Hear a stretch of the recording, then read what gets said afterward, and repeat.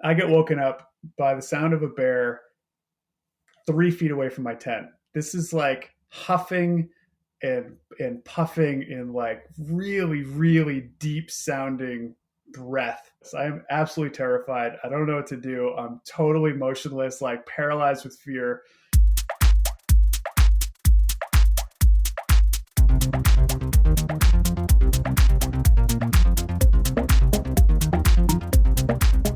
Welcome to the Canadian Cycling Magazine podcast. I'm Matthew Pioro, editor of the magazine and your host. You just heard Tim Johnson speaking about a bear encounter. You'll hear the whole story from Johnson near the end of my chat with him, and man, it is a good yarn.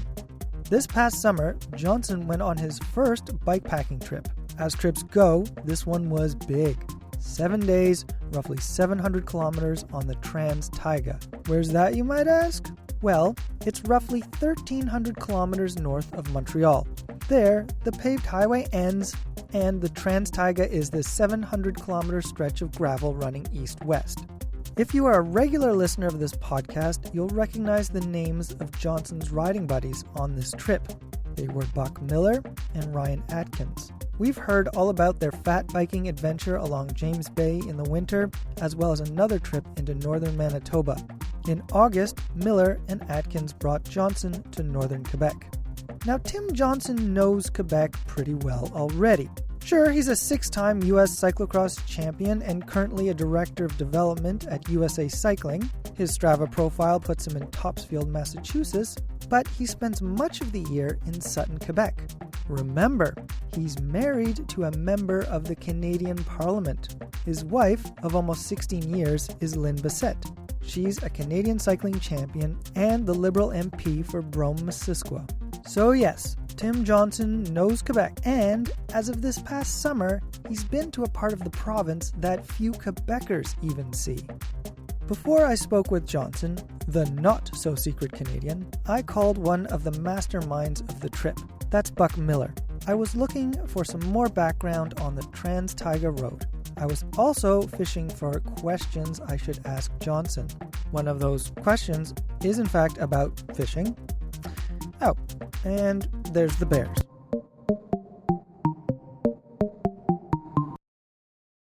Buck, let's talk about the Trans-Taiga trip. I want some details about that trip you did in August, and then I want to talk about one of your partners in crime, Tim Johnson. But first, tell me about Trans-Taiga.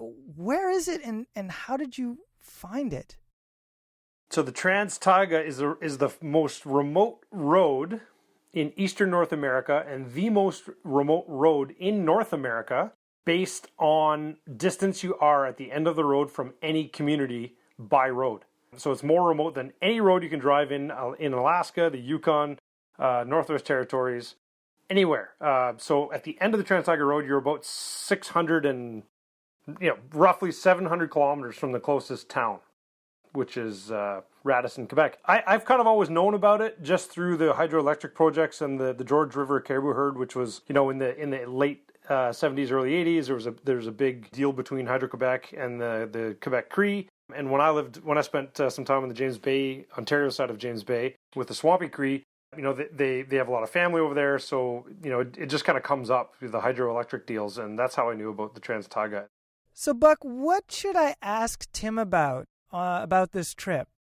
So I would ask Tim about his take on fishing and how it went. Ask him about his first black fly experience, like understanding bugs. Insider scoop here. He had like a ring of black fly bites around his belly button. It looked pretty gross and hilarious at the same time. Ask Tim about how insanely fit Ryan is, because the guy is in an unbelievable condition, and Tim and I spent a lot of time behind Ryan. Man, the guy is impressive. Got to get his take on that, because coming from a guy like Tim, it means a lot. Ryan was insane. Definitely ask Tim about night 4 or 5, maybe 5 or 6, about sleeping at a camp. I'm using air quotes, campsite with a great big garbage bin. There's a big garbage bin on the side of the road, and and we had some bear action in there that night. And Tim had a foggy moment in the dead of the night, which Ryan and I aren't sure if he was awake or asleep or not. That he was, talking to us in the night. It was pretty hilarious. Well, these are some good scoops. Thank you very much, Buck. Yeah, thanks for having me, Matt.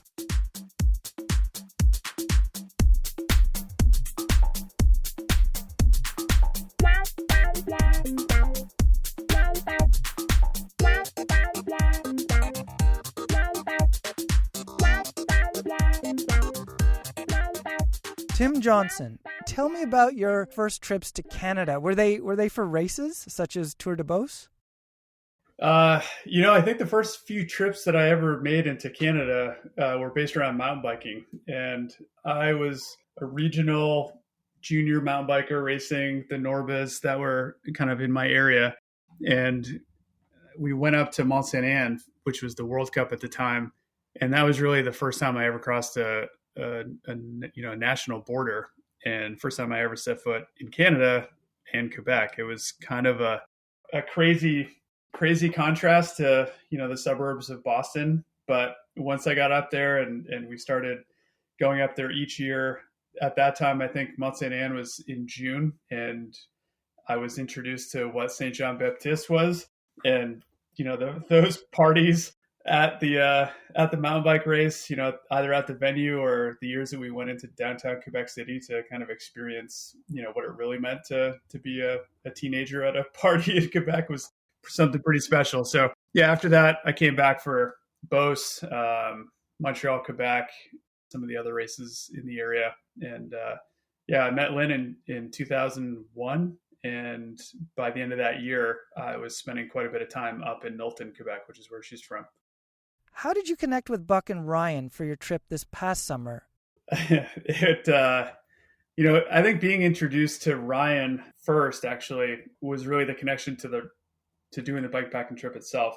My good friend Ted King, who joined those two on their trip with Eric Batty up to James Bay, Teddy calls me one day and he says, "Hey, I've got a friend who's moving to your town. He's moving to Sutton." And I said, "Really? Why would anyone move to Sutton? I don't even know what this means." And he's like, "You're going to love him. Just make sure you meet up with him and connect." And, by mid-December, January, we were doing some skinning together on Mount Sutton. Basically, the guy was game for literally everything. Fast forward a few months, global pandemic starts. We become quarantine mates and spending, really as much time on the bike together, meeting up for mountain bike rides almost every day, going for hiking, meeting up with his wife, Lindsay, and their dog, Sunto, really getting to know those two. And, quite often, Ryan would mention those trips. He'd mention, fat biking in the middle of the winter. He'd mention Buck specifically. And, connecting the Buck of now, who is like the bearded mountain man who can fillet a speckled trout in, 30 seconds flat, with the Buck Miller I knew as a bike racer from way back in the early 2000s, was really pretty funny. And it kind of closed the loop for the two of us pretty well. But on those long mountain bike rides, we just started talking about what we're doing. We're trapped, basically. We're in confinement in Quebec, but that backyard that we have is not just the surrounding towns around, the eastern townships, but it's actually all of Quebec. And it really is this, country-sized province. And what does it mean to do something there?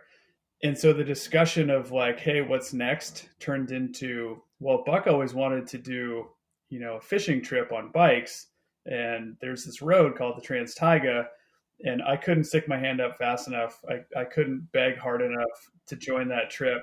And then I was off, my first bikepacking adventure. So how did you get up there? We had a little bit of a planes, trains, and automobile situation. Logistically, it was difficult to figure out which direction we wanted to ride it. If we went west to east or east to west, that would really determine how much effort it would take to get up there. So luckily, we were able to say, we'll meet in Val-d'Or, I think we met Buck at, 2 vehicles driving, meet up there, and then drive the final 10 or 12 hours together in the car and then take a flow plane. And the ability to get into a plane, to pack all of our stuff into one plane was an option at first, but that would have taken 2 full trips. It would have, doubled the length of time that the pilot would have had to spend in the air. The pilot in this case being Ryan's dad, who is a professional pilot. But it would also double the fuel and the costs, and it was really difficult to try and figure it out. We then were lucky enough to have Ryan's dad's friend agree to join us. So he flew his plane. So all of a sudden now we've got all the options in the world. We can take 2 flow planes. We can put all of our stuff that we need into those and fly west to east. So basically flying to the end of the road, get dropped off, landing on a lake right at the very end, pull up to the small dock that's located there for, resupply that they maintain during the summer. And then when those planes took off and left us behind, we were totally and truly off on our own with nothing and no one around. It was pretty wild. So by flying in, you were able to sort of manage the Trans-Taiga, which is kind of a 700-kilometer cul-de-sac. You flew inland, and then you biked out again, if you will. What were you riding specifically? Our bikes were all Cannondale Topstones and a version of each of the models that they have on the website. I've been a Cannondale athlete since back in 2006, and they still support me now, and we get to do fun projects together, whether it's at a race like the Tour de France where I can ride an e-bike in front of, Mike Woods while he's preparing for the Tour and TJ Van Garderen, or something like this. So they were great in giving us each a fresh Topstone to work with. Ryan was on a rigid Topstone with, I think he had Shimano GRX. And then Buck was also on GRX, but he had a lefty suspension shock on the front. I had a full rigid Topstone with SRAM ETAP axis, 2 front chain rings, I think a 1033 in the back. So I had full gear range. I also had big fat 42C tires. So I was pretty well taken care of with WTB Nanos and Zip deep dish carbon wheels. And it's funny, when we started getting into the bike setup and selection, I am a total rookie when it came to anything about bike packing. I didn't own any of the gear. I've been car camping. I've done, some hiking, but never backcountry, never truly out in the middle of nowhere, never with, one satellite phone as our only link to the outside world, and never for this length of time. I don't even think I've car camped for more than 3 days at a time. So, all of this kind of put me, pretty well out of my comfort zone. But when it came to the bike, it was especially apparent, trying to figure out not only what to bring, but also where to pack it, how to pack it to your bike, how to attach it, how to keep it from moving, how to keep it from, rubbing against the tire, how to keep your food accessible so you can get at it when you actually need it. All those little things were all totally new to me. And Ryan is, I would call him exceptionally prepared. In the US, we've got Boy Scouts, and, the saying is like, be prepared. And the highest level of Boy Scout is Eagle Scout. And I don't know what Ryan did growing up in Canada, but he somehow has figured out like he's the equivalent of our MacGyver, as well as like, the captain of the football team. So the guy is like totally dialed with everything that he's got, whether it's going into the Himalaya or, going for a mountain bike ride on Mount Sutton. So I knew that he was going to be able to take care of me, within reason. The wild card was really Buck, because Buck is like so sure that everything is going to be fine no matter what. So it's like Ryan had this unbelievable attention to detail and weight and like where things will go. Everything has their place. Buck was like kind of just throwing shit at me and helping me like strap the bungee cord to get it to stick. But beyond that, I was pretty much on my own. The most memorable moment really of probably the whole entire trip was when we landed at the lake. It's like 5 or 6 p.m. at night. We've got our whole trip ahead of us. We've got the 2 planes floating in the water. We're on the dock. We've got our 3 bikes. We've got 3 piles of our stuff, and then like another pile of stuff that is kind of community. And we're all trying to figure out how to pack our bikes. And whatever's left on the dock needs to go on the plane, and then the planes need to leave. So we're also in this time crunch because it's getting dark and the planes need to go. And so I remember getting this, 10-minute notice from Ryan's dad, who's like, okay, guys, we got to go. This is your last call. And so there's like an immediate scramble to get our shit together, shove it in whatever pocket we can. And I am fishing through this stuff, and I grab the can of bear spray, and I said, guys, this is when we need to make our decision. Are we taking this or what? And it everyone totally paused, dead silent. Everyone's looking at this can of bear spray. Ryan's like, I don't know. And the 2 pilots are just like, come on, guys, get going. And Buck looks at me and he's like, Tim, you only really need it if you need it. And if you have it, it'll probably save your life. And I was like, what am I going to do with that? Like, where does this fit in this discussion? Like, that means nothing. And so I'm sitting there holding this like giant can of bear spray. And so eventually I'm like, screw it. And I just dropped it on the dock, and we left it. We never brought it. And that was our decision to take the thing that might have actually saved our life should we have ever needed it. I love Buck's words of wisdom there. He's almost like a Jedi master giving you a riddle that you need to figure out. Sage advice. There was no shortage of that, whether it was day 1 or day 8. It was just constantly ready to feed it, and it was up to us to try and translate it. Is there anything that you left behind that you wish you had later on? Food. Definitely food. Oh. Yep. Because pretty quickly we realized that we didn't have enough food. That first day we tried, I think we wanted to do 50K to get, into the road, kind of get moving, see how things fit, and then camp that first night. And then we'll be able to really get moving day 2, 3, 4. And so we started rolling along, and, we had been packing and flying, and we had another landing earlier. We had driven, this 20 hours and slept on the side of the road. Like, we were all pretty cracked once we started riding. And I was hungry, and I just didn't even realize how hungry I was. And so even before we got 20K into this ride, I was already cracked. I was already bonking. And Buck kind of was the same way.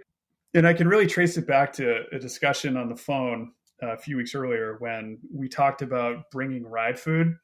And of all the time that we spent talking about a tent and a sleeping bag and tire choice and gears and handlebars and the generator dynamo hub that Ryan was going to build, the discussion about ride food took 20 seconds. And I don't remember any of those words that we spoke for 20 seconds because it just completely was blown away and wiped away from any of our memories. So Buck and I basically brought no ride food.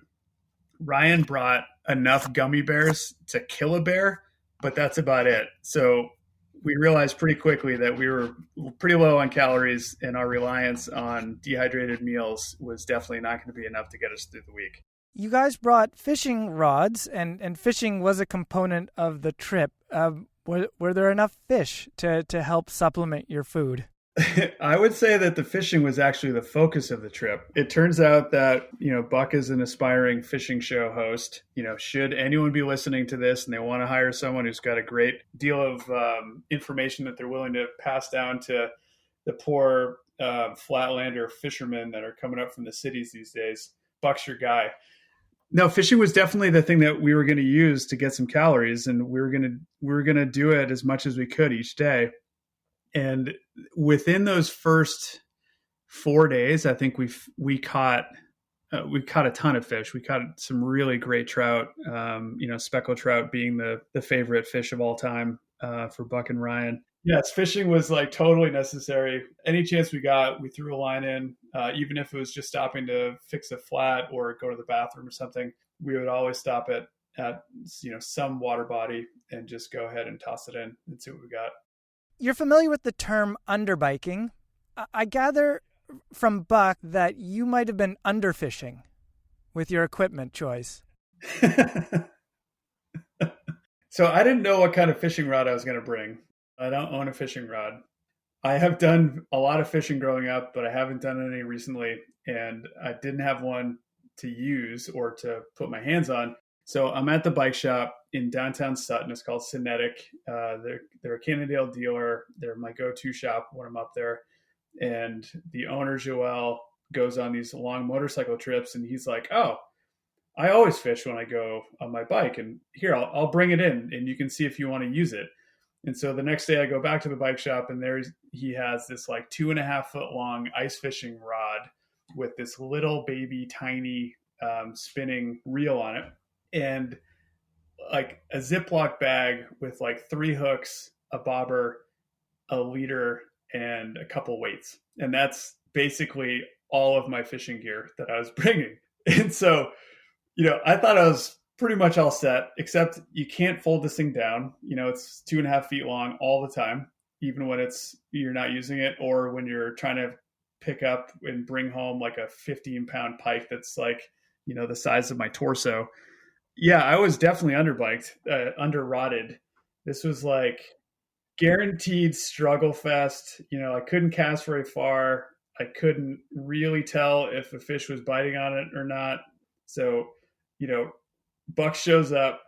We're at the plains, getting ready to take off on that first day. And I didn't even realize it, but he has a hip pack, this fanny pack that's really just a gigantic, fishing tackle box strapped to his body. And that's what he wore for the next 8 days was this like 15-pound tackle box around his waist with every lure, every leader, weights, all this extra stuff. His really great fillet knife that we used nonstop. I mean, he had like the equivalent of a downhill mountain bike, and I had the equivalent of like a city bike, from downtown Vancouver. I was pretty screwed. What was the road itself like? The road really changed almost every day. The first couple of days at the far, far end, which really only has access to one of the major dams, was pretty like rugged. It was wide. Obviously they made it wide enough to drive these giant trucks down upon, the actual building of the dams, but it's not very used. And they don't really have, kind of the top layers that we would consider to be like, true gravel. So there are a lot of rocks sticking through, some potholes, and soft enough so that you can see the footprints of the animals that are walking across. So that was, kind of rough at the beginning, really up and down every day. We didn't realize just how much elevation we would be dealing with because, on the map, you just don't see what the elevation is like, but it's constantly rolling. And every single day we were at about 1,000 meters in elevation. So when you've got a fully loaded bike, all your gear on it, 1,000 meters is enough to feel it. So sometimes we're doing barely 8-10K an hour uphill, and then we're doing 60-70K an hour down the backside. The thing is that we had some bad luck with timing because we ended up riding through a few 100K of the road about the same time that they do their annual grading project, where they've got these, full road graders that go from one side to the other and just scrape the top layer off the road and just create this really tough, hard to navigate. You can't tell what's soft. You can't tell what's hard, gets rutted and just absolutely sucks the energy out of you. And that wasn't just a few K of that. It was really a couple days long. So there were some stretches that we were just begging for it to be over.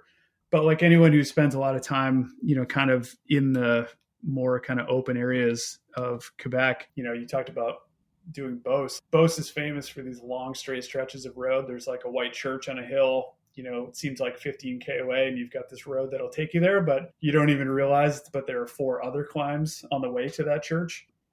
That's kind of how this road was. You could see forever. You couldn't tell how hilly it was. And when we were on that soft dirt, man, it just like completely sucked the life out of you. So was the riding fun, or was it more like type 2 fun? So fun after the fact? It depended on Ryan. So not only was the ride, tough terrain wise and dirt wise, it was also tough wind wise because we went from the east to the west. And we kind of joked about it when we were, quote unquote, planning this thing, was that, oh shit, I mean, we are going to be going west the whole time. I hope it's not a headwind. It was kind of a joke when we said it. We had 4, maybe 5 days of strong headwind that was probably ranged from like 20 to 40K an hour, and just deadhead, like solid. And so luckily we had Ryan, the aforementioned, like ready for anything, physiological super freak. So he would get on the front and he would just sit there and just ride on the front. And he would ride this pace that if anyone has come from road racing, like me or, even, Buck, like it's like the most painful tempo ever. It's the speed of the peloton that's being led by a team in the yellow jersey. And they make it so hard so that no one will attack. That's the exact same tempo that Ryan would ride at the front of this bikepacking trip. So we roll out of camp in the morning, we're kind of joking, we're like wiping the oatmeal out of our beards and the last sip of coffee's done. We start riding and it's like 1 or 2 minutes of side by side. This is so great. We're finally moving. We're right on time. It's not raining yet. And then 3 minutes later, we're doing 40K an hour. And I'm like, God, Ryan, slow down. What are you doing? You're killing me. And it ended up being that I really started struggling. There a couple of days in the middle of this ride, my knees were so sore from riding, a fully loaded bike. And I haven't trained, certainly. I haven't done more than a couple hour mountain bike rides, during the week, and then some fun gravel rides in the weekends. But it's just a different thing when you're riding that fully loaded bike and also trying to go fast. So I had some moments where the only thing that I had to choose from was either attacking Ryan as hard as I possibly could, or just letting myself get dropped and, resigning myself to the fact that, I'm just going to do this by myself. The thing is that attacking felt great because it gave it put tension back on my muscles instead of my joints. So my knees stopped hurting. So I would have these fairly random full attacks just out of sheer anger and pain. It'd be like, Ryan, stop. And I'd attack him and kind of move up the side of the road. And Buck would inevitably just start laughing his ass off because he had just been watching this kind of happen. He'd see me shifting behind Ryan to stand up and sit down and stand up and sit down. He's like, oh boy, here comes Timmy. So it sounds very type 2. Definitely type 2. So you had the challenge of Ryan. You had the challenge of wind. There were also bugs, lots of bugs. How did you find the black flies? So many bugs. So again, this goes to Buck's version of events. He would say, I'm sure, that it was you got to be zen about the bugs. It's more mental than physical. If you don't let it bother you, it won't bother you. I mean, clear logic in all of these arguments, of course, makes perfect sense, right? Except for the fact that it's it is just brutal. It's the worst feeling ever to be covered in bugs. It's funny, I'm sitting there swatting everywhere. I've got the strongest bug spray we could find. I feel like I've never been outside before in my life. The first night we camped literally on the road and we're collecting firewood. We finally have gotten on the bikes. We're about to make dinner. We've got a couple little fish to cook. And I am just getting eaten alive. And it's because I brought a button-up shirt that apparently, as was explained to me, mosquitoes will bite through your clothing, but black flies are typically used to eating a moose. They're trying to bite a moose or a deer or something with fur. So apparently black flies will land on the hair and will crawl towards the skin, and then they'll go ahead and start chewing on the skin and then sucking the blood. So apparently black flies are the things that will crawl into your shirt, into the sleeves of your shirt, into the neck, underneath your hat. Like the lineup of bug bites I had was like I was shooting up heroin up my veins on my forearms. But instead it was like on the wrists of my shirt, my neckline, my belly button. I had bug bites in my belly button so bad that I had a bloody scab that I would pick it, and all of a sudden I look down and there's blood coming out of my belly button, and it's because I had a couple of black flies in there for like a week. So I get that they're bad, and I also get that Buck was fairly correct in it being mostly mental, because as soon as I got done moving, you get off the bike, you're not walking anywhere, you cover yourself in bug spray, and then you mentally prepare yourself to still be eaten by the bugs. So like, he's totally right. Definitely mental, not that physical. That's totally gruesome. I have video of the underside of inside of my tent looking up. I wake up in the morning and the space between the mesh and the rain fly is like this 6-inch gap. In that 6-inch gap right above my head, there are probably 200 mosquitoes just flying around, like trying to get into the main area of the tent to eat me while I sleep. Tim Johnson, before our conversation, I spoke with Buck Miller, and I asked him about taking Americans to Canada's north. As you mentioned, he rode with Ted King along James Bay in winter, and he's brought you to the Trans-Taiga. I asked Buck if there was any similarities about Ted's experience and your experience in the north, and I'm going to play what he said in a clip.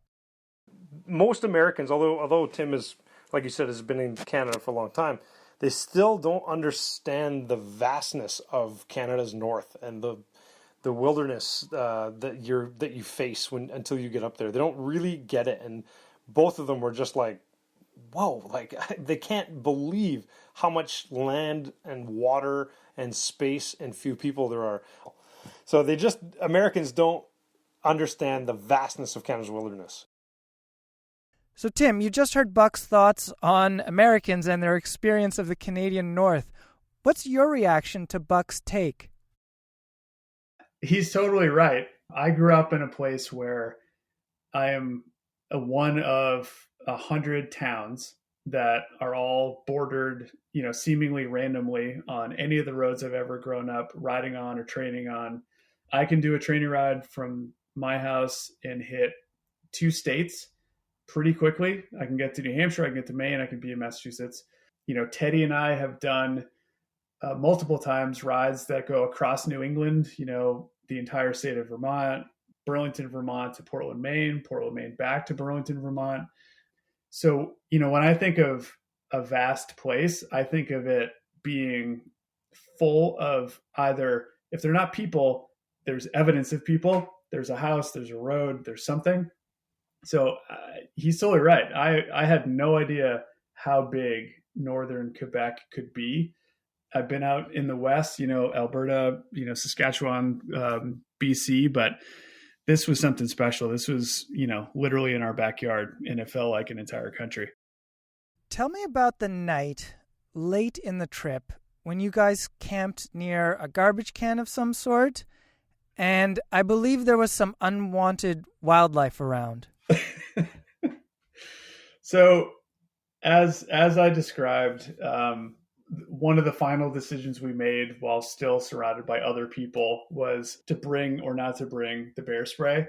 And throughout the entire week, we saw scat on the road, big piles of like gooey berries and, just steaming piles of bear shit. And so they're definitely there. There are a lot of bears.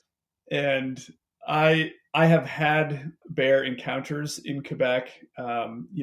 One of our pre-trip camping expeditions was Ryan and I taking off to go camp at a friend's house up on a mountain. this is where Ryan's going to, bestow upon me all of this great knowledge that he has of bike packing and camping. And I'm all excited. I've got my new bike. I've got, my new Blackburn gear that's strapped on there. I've got some stuff to, at least sleep that night, cook a little bit and then ride home the next day.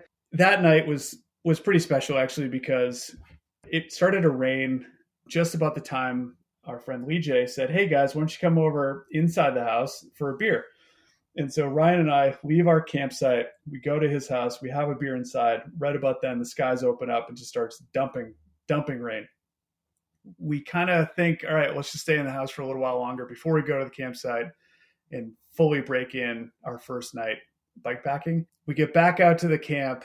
Ryan, being Mr. Super Light, I can do anything guy, had been traveling with just a bivy sack and a tarp. The tarp weighs like 12 grams. The sleeping bag weighs like 45 grams. It's got its own like power source and fireplace in it and all this other stuff. But all it took was like one gust of wind to knock the tarp off the front top of his bivy sack. So his bivy sack is now literally like completely filled with water.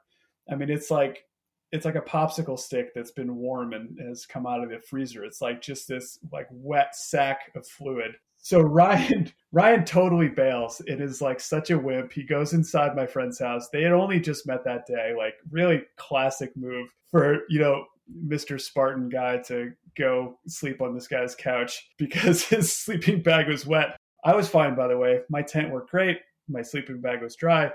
Anyways, I go to bed. I get woken up by the sound of a bear 3 feet away from my tent. This is like huffing and puffing in like really, really deep sounding breath of this bear. And I am scared shitless. I am absolutely terrified. I don't know what to do. I'm totally motionless, like paralyzed with fear, adrenaline coursing through my body. First thing I think of is like, I gotta say something. And I text Ryan, I say, "Holy shit, there's a bear." And it's, super early in the morning, the light has just come up. Writes back a couple minutes later as the bear kind of ambles off and says, "Oh, cool." And that's it. So I'm in the tent. I poke my head out. Bear's not there anymore. I close the tent back up and I lay there a little longer. 20 minutes later, the bear's back. And the bear is like huffing and like rough and making these noises like this giant dog. And all of a sudden the tent starts shaking because the bear has put its paws on the tent and is now like trying to get inside of it, except that it's Ryan. He woke up, walked out of the house, came to my tent and scared the absolute shit out of me. And I am so pissed. I am screaming at Ryan. It's like barely 6 a.m. And so that's my introduction to bears. So fast forward a month, and this entire week, I'm sure that these bears are out there every single night. Like I'm in my own single tent. We've got fish guts and like fish scales and all this other great smelling stuff all around the campsite every single night. And I'm convinced that the bears are going to come get us. So finally, this second to last night, we stop at this place. It's got civilization there. There's a dumpster. When we had ridden up to the place, Buck says immediately, "Oh, look at that. Oh, we're definitely going to have a bear tonight." So sure enough, it's 9:45 at night. It's barely getting dark. And we hear a bear inside this dumpster. And it's like rattling the door and the side. And it's like crawling in and crawling out and crawling in and crawling out. And it's barely 100 something meters away from us. Like it's pretty close. And so I think I fall asleep. I'm not really sure how asleep I am, but I wake up sure that there's a bear walking down this little path straight into the front door of my tent. The guys are on the other side of this little wooden pavilion we're on. And I just wake up and I'm like, "Bear!" and Ryan, to his credit, like jumps out of the tent immediately with his light and he's looking around. He's like, "Tim, where's the bear? How do I see the bear?" And the bear was not there. It was like all in my imagination. It was a figment of my imagination. There was no bear and I was totally fine. I think you've had enough bear encounters to last quite a while. I think you've met your quota. Oh man, I hope so. I was over it for a while, but I don't know. It's got me excited for another adventure. Will you ever go to black fly country again like that? 100%.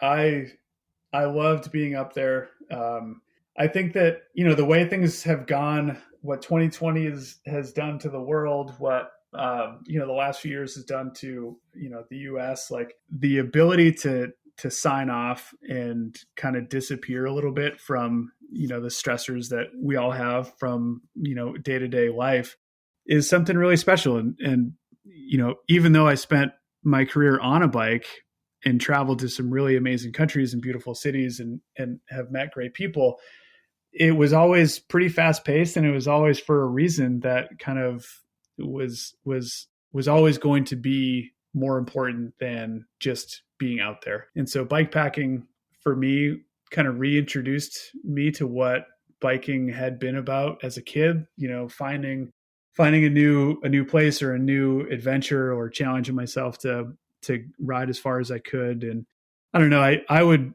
definitely do something like that again. And, while we were actually out there, we were talking about it, like what is next? Like where can we go?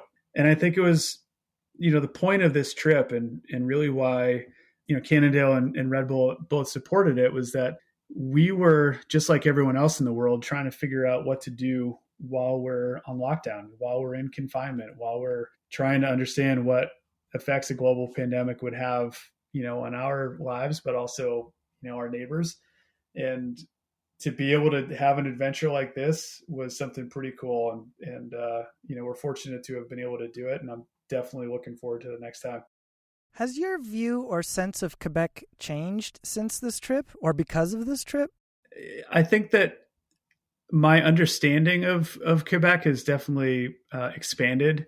Being in the Eastern Townships is one version, being in Montreal or Quebec City or, in the Beauce region or going up to Gaspésie or, something on the north side of the river, like those are all places that I think I was familiar with before I got there, just from like osmosis, it's kind of familiar. Up north though, it really is so markedly different. It's just so wide, so vast. There's so much that looks different. The trees are smaller, they're different types. It looks like the glaciers just receded, yesterday. The animal life is really amazing. But I also think that it's furthered my understanding of Quebec in terms of what a giant project like the hydro work out there has been and what it's done, what the effects are, what it means to the Indigenous people, how they got to that place. Was that a good deal? Like what does it mean for the wildlife that's been there for millennia? And now, they're separated by hundreds and hundreds of lakes that are just bigger than you could ever imagine. So I think like that kind of thing has really just triggered an interest in learning more and understanding more. I'm definitely, like many Americans, we're totally ignorant about what Canada really has to offer, what the differences are from the east to the west, and in this case, from the south to the north. So yeah, my appetite is definitely whetted, and I'm looking forward to another chance to experience it. Well, we hope to hear from you the next time you go out and explore the country. Tim Johnson, thank you very much. Yeah, you're welcome. Thanks for having me on. I appreciate it.